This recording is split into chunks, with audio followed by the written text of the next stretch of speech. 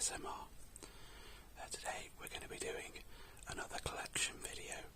So this is the collecting video number 3, and it's just a video to kind of show off the cool things that I've bought recently. So we're going to start off with a vinyl.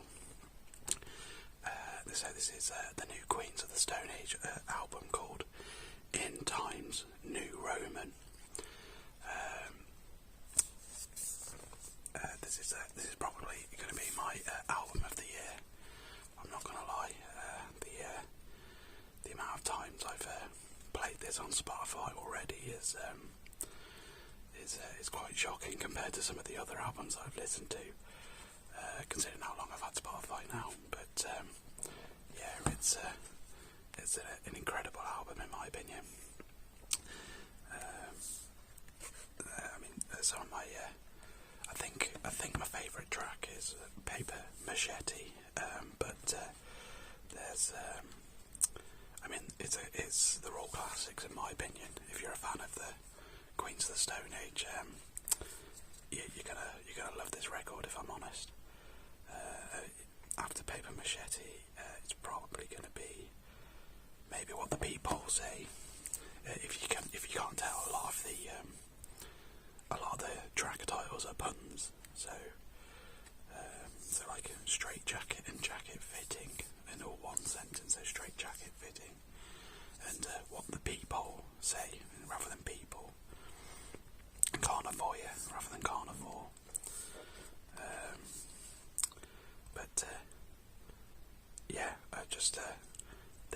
The first track that they released was Emotion Sickness, and that had a very different vibe to a lot of the other stuff that they've released in the past. And then they released Paper Machete, and that's when it kind of started to gel together what this album was going to be about.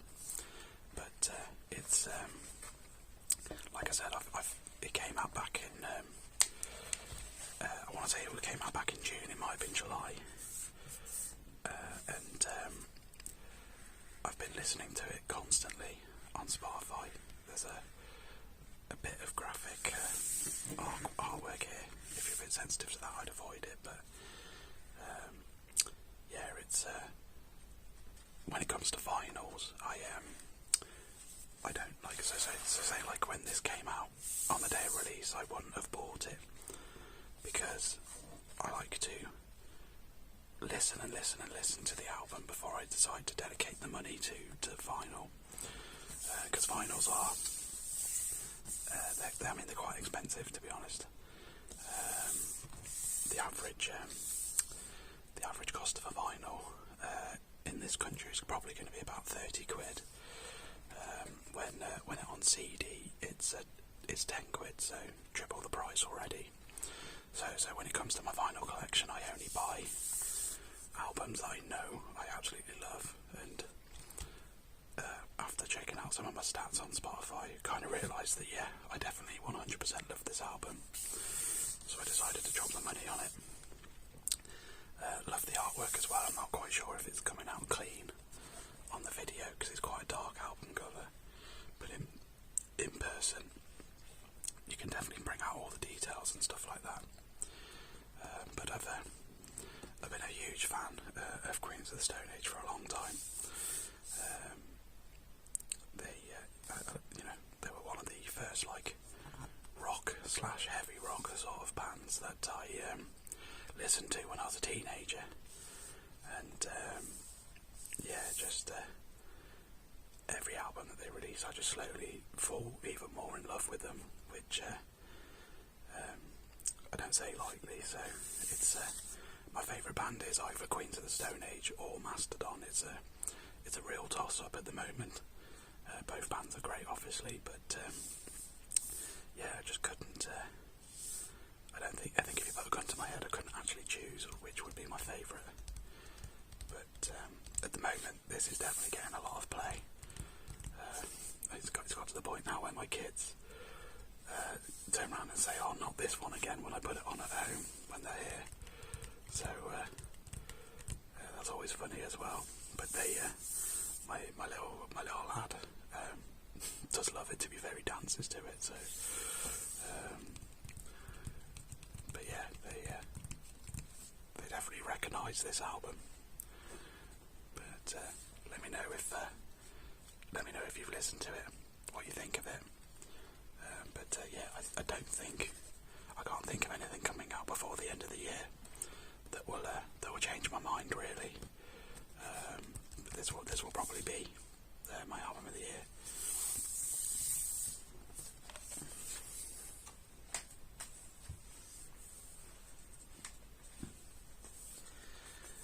Next up, we've got another vinyl.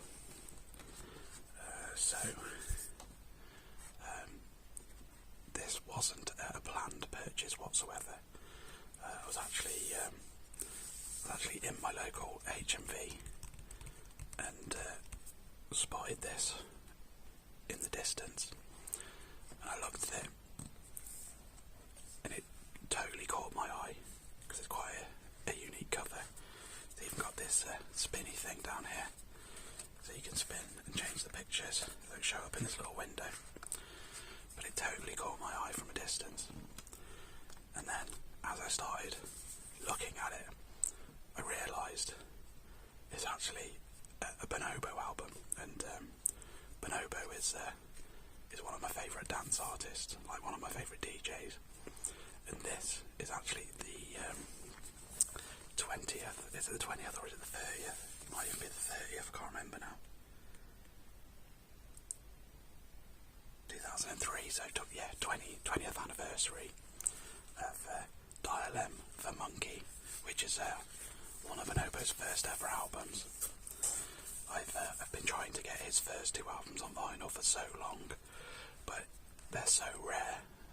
They're really expensive to get, because for his first two albums he was not known at all, even in the UK.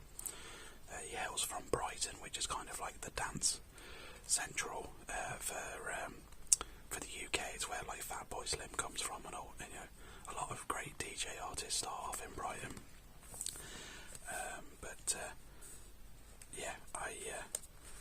As soon as I realised that it was actually this album, I took it straight to the till. It wasn't cheap at all. It's quite a celebration. This is Bonobo's Dial M for Monkey, which is just a phenomenal chill-out dance album. I've seen him perform it live, and it's just so incredible. He's an artist, though. He does DJ sets, because, being a DJ you would. But he also does like band sets as well, so he actually hires like bassists and cello players and all that sort of stuff to perform the music that he DJs live. And it's just a really good, unique, chill out like dance album. Can't recommend it enough. I don't know if it's big in any other countries, but here in the UK, if you've not, like I might be saying Bonobo, you might not have heard him, but you've definitely heard his music. He gets played in a lot of adverts in the UK. He's one of those good background music artists. So he does get a lot of, although he doesn't get a lot of airtime on radio stations or anything like that, you would have at some point heard his music. Another band like that is the Black Keys. Here in the UK, not many people actually know a Black Keys album, or know who they are. But as soon as you start playing some of their songs, they go, "Oh yeah, that's the song from this advert or that advert." Because weirdly, they get played on a lot of adverts as well. But Bonobo's, definitely one of those. I think the most recent thing that I heard him on was for the Women's World Cup final.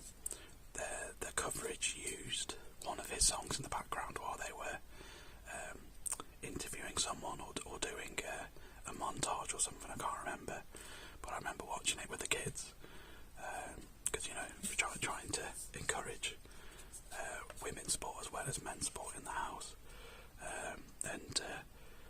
I remember vibing along to it while that was being shown, because it was one of the was one of his earlier songs as well, which was quite surprising. But yeah, as soon as I saw this in the shop, I just had to pick it up. Didn't even put it back. So, but yeah, definitely not a cheap purchase whatsoever. But sometimes you've got to treat yourself. I'm gonna get this back in there as softly as I can. And I just hope in 2 years' time,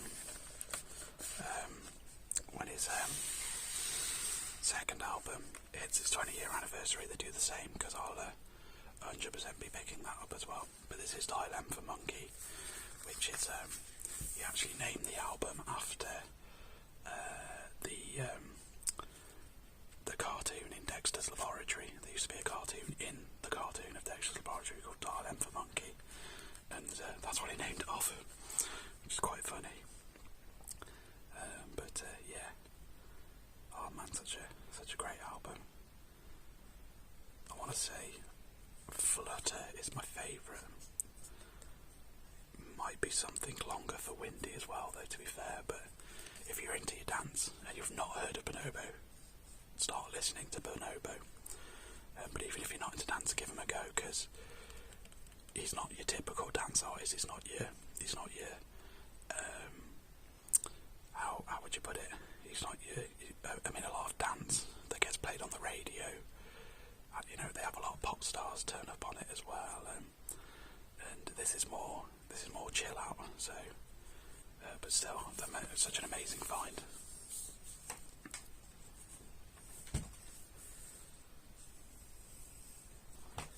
Right, next up, we've got a Blu-ray. So this is Super Mario Bros. The movie. Or sorry, I should say the Super Mario Bros. Movie instead. The first thing that I noticed about this is that they've actually changed the size of the Blu-ray case. This is like a really thin one. I don't think I can open this without making a noise, so I'm not going to actually. But yeah, this is my daughter recently started school, so I bought this for her when she started coming back with good grades and good things from the teacher. So I decided to treat her, to say well done, because to be fair, she's smashing school. So yeah, decided to buy this because we went to the cinema to watch this, which was it was the second time she went to the cinema. She saw Puss in Boots, The Last Wish, as her first film. But yeah, we took her to the cinema to watch this, and she absolutely loved it. All she talks about is Mario. She tries to play some of the games, but she's not quite there yet. But she can play Mario Kart to a degree, anyway. But yeah, we both loved watching this film at the cinema, and we watch it at home now as well. It's really good. It's quite surprised because it's an Illumination film, which is an American animation studio. Are they American or are they French? I could be wrong now. Could be getting that confused. But I'm not a super huge fan of them. I don't rate any of the Minion films. Secret Life of Pets is okay. It's not great. But Sing 1 and 2 aren't that bad, actually. I do like those, to be fair. I watched those with my daughter before, but yeah, I'm not a huge fan of them, but they knocked it out of the park for this one, in my opinion. Can't wait to see them do a sequel, because the sequel's inevitable. But they might even do some other Nintendo franchises as well. Like, I've heard rumours that they're going to do a Legend of Zelda one next, but we'll see. But yeah, I even had when this first got announced and they announced the cast, I had my doubts really about the cast, but to be fair to them, they did actually a good job. Like, even Chris Pratt as Mario kind of like works, which I was really surprised by. But yeah, we had great fun watching this the other day, and my son, he's too young to go to the cinema at the moment, but he even sat down and watched this when it was on the TV. So that was good to see. Slowly trying to encourage some video games onto them, but not that I'm trying to force my hobbies onto them, but yeah, just can't wait to get to play some video games with them.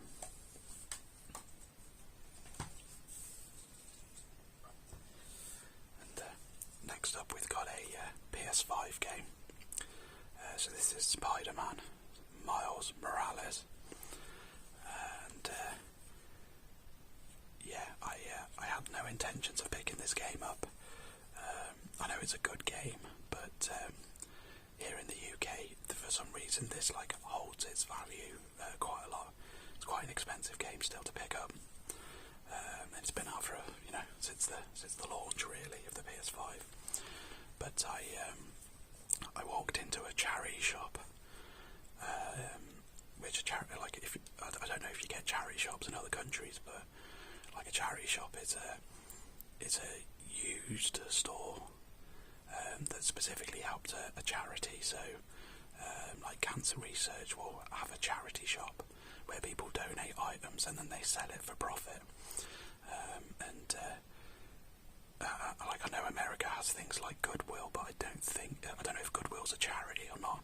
I don't know if it's just a company that makes a profit off of used and stuff like that. I don't know if it goes towards a charitable cause, but yeah, I walked into a charity shop and they had a sealed copy of this for £10, which sealed it goes for £35 in a regular shop. So I thought for £10 I couldn't really say no to it, and yeah, I've only played about an hour or two into it at the moment, because I literally picked this up about 2-3 days ago. But it's fun. It's a really good Spider-Man game. It is literally, you're playing as Miles Morales. You get to do what Spider-Man does, and the graphics are incredible as well. To be fair, I've not played the first one because there was originally just Spider-Man, which was the Peter Parker Spider-Man, and then this was I don't know if they planned it as originally as DLC and then just decided to release it as its own game. But yeah, it's sort of uses the same engine as the original one, and they just changed the Miles Morales, and because he's a different Spider-Man, he has different abilities to Peter Parker. He can turn invisible, and he's got this electro weapon as well. He can do shock attacks and stuff like that. And the art style is slightly different because it goes you can see his lightning attacks being left behind, and I think it has this neon effect sometimes as well. But yeah, it says here, be greater, be yourself. Experience the rise of Miles Morales as the new hero masters incredible, explosive new powers to become his own Spider-Man. But yeah, I thought, for the price, I really couldn't say no to it, so picked that up. Hoping I actually finish this one, because the second one comes out soon. I think that's next month or the month after, and it would be good to pick that up, because it's one of the PS5 exclusive titles to look forward to this year.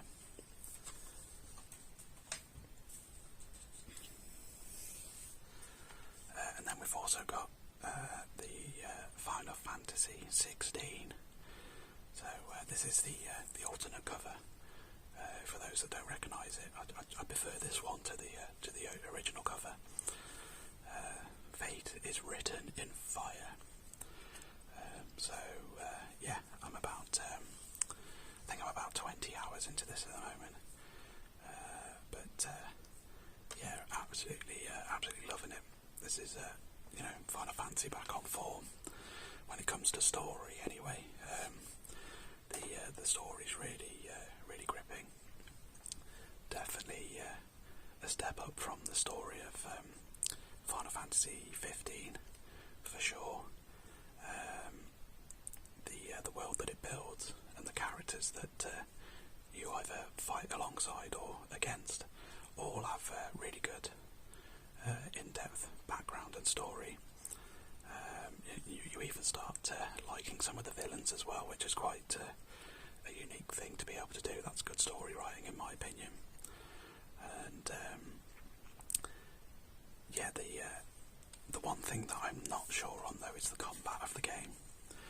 Some people absolutely love it, and it was done by the combat system was done by the guy that did the Devil May Cry games, and it definitely plays like a Devil May Cry game.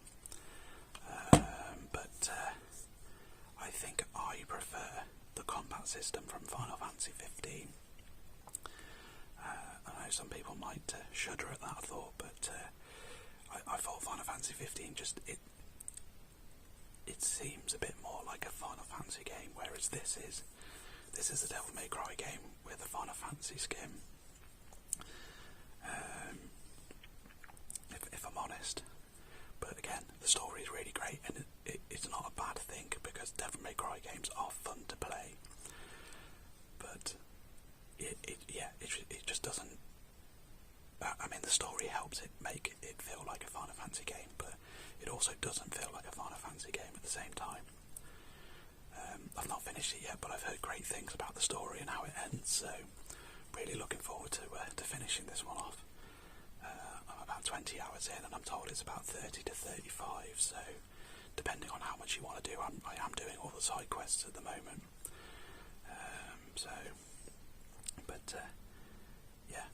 Again, it was one of these games that I'd been putting off buying because I was kind of waiting for it to go into a sale, and then it dropped to 50% off in one of the stores here in the UK called Asda, which is like a supermarket. So as soon as I saw it for half price, I thought, I better pick it up now. And there is some DLC planned for it as well, so I want to get the game finished before that comes out, so I can play the DLC as well. But it's a great game. It is a good game. I can't lie.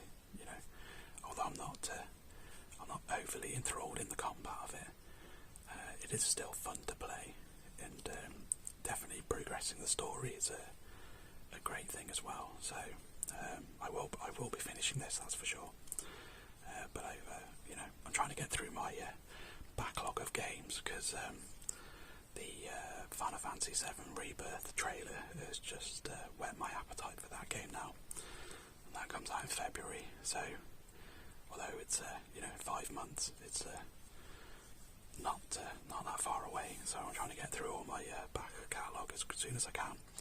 And I've purposely not bought Baldur's Gate 3 because I know that would absolutely throw a spanner in the works if I did. So I'm trying to finish all my PS5 games so that then I'm ready for because there's Final Fantasy VII Rebirth in February, and then there's Yakuza Like a Dragon 2, which I think it's got the subtitle Infinite Wealth. That comes out in January as well, which is insane. Like 2 great JRPGs coming out so close to each other.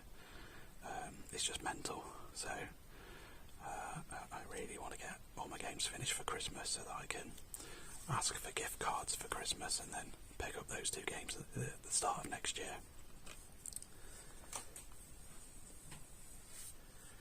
So I've been Foamy ASMR. I want to thank you for watching this video. If you enjoyed it, please like and subscribe, as it really helps the channel grow.